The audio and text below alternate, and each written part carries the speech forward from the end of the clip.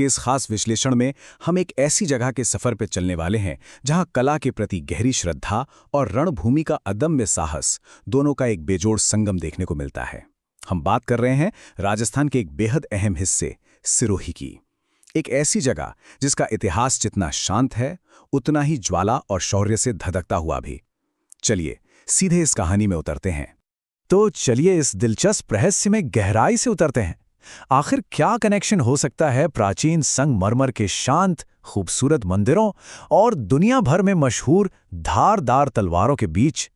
सोचने वाली बात है कि एक तरफ एकदम गहरी शांति का प्रतीक और दूसरी तरफ सीधे युद्ध का साजो सामान। यही तो इस क्षेत्र की सबसे अनोखी और दोहरी पहचान है, जिसे आज हम बारीकी से समझने वाले हैं। अब इस कहानी के पहले अध्याय की ओर बढ़ते हैं। सिरोही की ऐतिहासिक पहचान, एक ऐसी मजबूत पहचान जिसकी बुनियाद बहुत ही गहरी है और जो सच में संघर्ष की आग में तपकर बनी है। सबसे पहले इसके नाम पर आते हैं। ये शब्द सिरोही आखिर आया कहां से?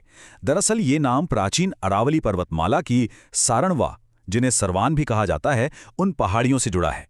तो समझने वाली बात यह है कि यहाँ का भूगोल, यानी वो घने जंगल, अरावली की ऊंची ऊंची पहाड़ियाँ और यहाँ के प्राचीन आदिवासी समाज, इन सब ने मिलकर इस जगह का नाम और इसकी शुरुआती पहचान तय की।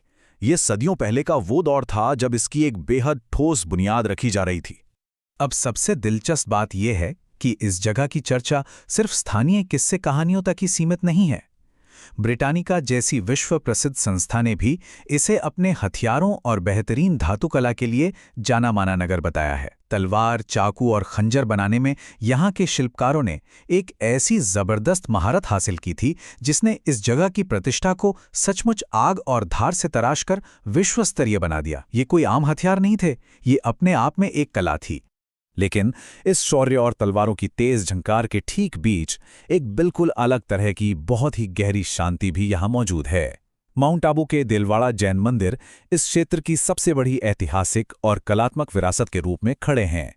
यहाँ की संगमरमर की नक्काशी और प्राचीन जैन कला इतनी ज्यादा बारीक और शांत है कि वह इस राज्य के युद्ध भरे इतिहास के सामने एक बेहद खूबसूरत आध्यात्मिक संतुलन पैदा करती है।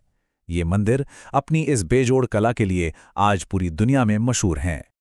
आइए अब मंदिरों के इस शांत माहौल से निकलकर राजा महाराजाओं के दौर में चलते हैं और देवड़ा राजवंश की स्थापना पर एक नज़र डालते हैं।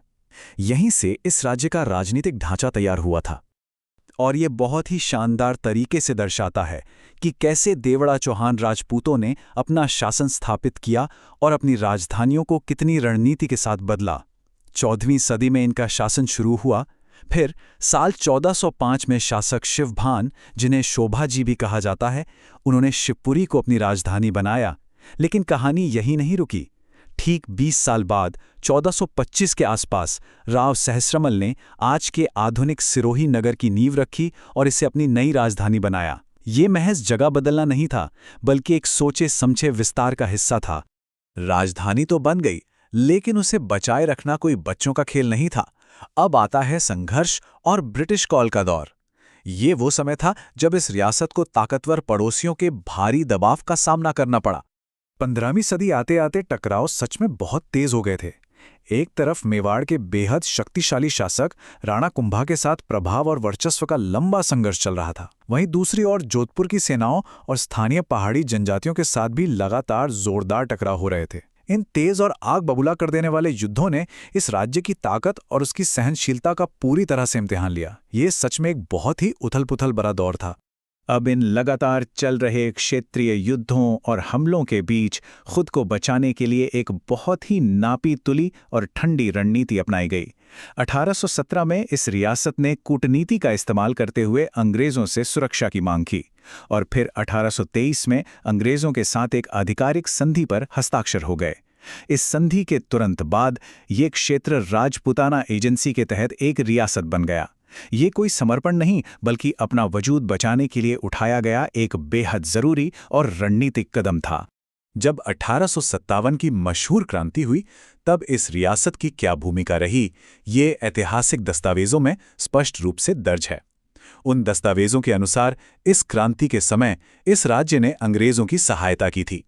और इस कदम के बदले में शासक को कर यानी टैक्स और ट्रिब्यूट चुकाने में आर्थिक राहत भी दी गई थी। ये वो तथ्य हैं जो ऐतिहासिक क्रम में बिल्कुल तटस्थ रूप से दर्ज हैं। ये उस वक्त की जटिल राजनीतिक स्थितियों और संधियों का सीधा नतीजा था। आइए अब इस ऐतिहासिक गाथा के आखिरी हिस्से की तरफ बढ़ते हैं, यानी आज़ादी के बाद सिरोही क्षेत्र का भौगोलिक और राजनीतिक विलय। इसे हम फाइनल पॉलिश कह सकते हैं।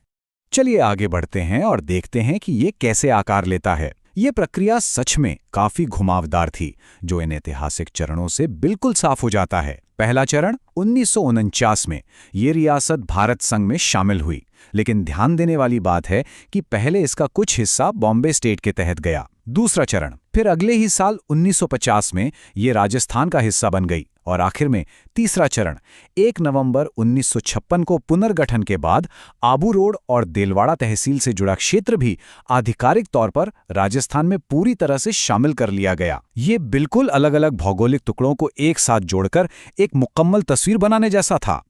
इस इतने लंबे ऐतिहासिक सफर के बाद आज का ये जिला कुछ इस तरह अपनी पूरी तस्वीर पेश करता है। आज ये राजस्थान के दक्षिण पश्चिमी हिस्से में शान से खड़ा है। अरावली की विशाल पहाड़ियों से घिरा ये क्षेत्र माउंट आबू, देलवाड़ा के बेहतरीन मंदिर आबू रोड और सारणेश्वर महादेव के साथ एक बेहद खूबसूरत तस्वीर बनाता है। इस एक जगह पर प्राचीन आदिवासी जड़ें, बेजोड़ जैन संस्कृति और देवड़ा राजपूतों का गौरवशाली इतिहास एक साथ पूरी तरह से घुल मिल गए हैं।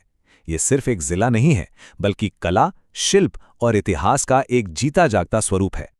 तो हमारे इस ऐतिहासिक सफर के आखिरी पड़ाव पर एक बहुत ही गहरा सवाल सोचने पर मजबूर कर देता है।